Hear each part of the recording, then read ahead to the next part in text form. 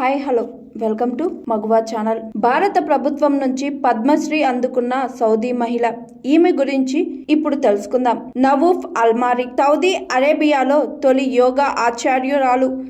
యోగా దినోత్సవం నాడు 10,000 మందితో పెద్ద ఎత్తున ఉత్సవం నిర్వహించి రికార్డ్ సృష్టించారు. సౌదీ ప్రజలు స్వతహాగా ఫిట్నెస్ ప్రియులు, ఆరోగ్యానికి ప్రాధాన్యం ఇస్తారు.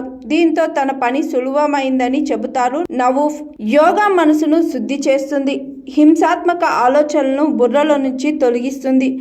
ఆధునిక సమాజానికి అవసరమైనది యోగా అని వివరిస్తారు ఆమె. తను చేపట్టిన యోగా ప్రచార ఉద్యమానికి గుర్తింపుగా భారత ప్రభుత్వం 2018లో పద్మశ్రీ పురస్కారంతో గౌరవించింది. నవూఫ్ దృష్టిలో మత విశ్వాసాలకు, దేశాల సరిహద్దులకు అతీతమైనది యోగా.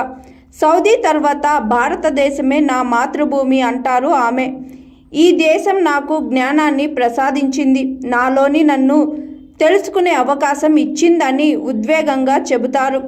సౌదీ ప్రభుత్వం తమ దేశంలో యోగా క్లాసులను అనుమతించడానికి ముందు చాలా కసరత్తు చేసింది.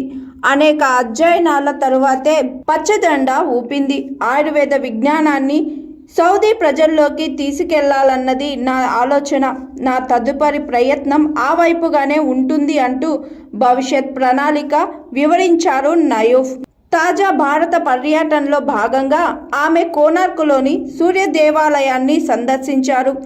ఆ శిల్ప కళా సంపదను రాతితో నిలిచిన కావ్యంగా అభివర్ణించారు నవూఫ్. Hi, I am Pooja, movie heroine. Please like, share and subscribe Maguva TV. Thank you.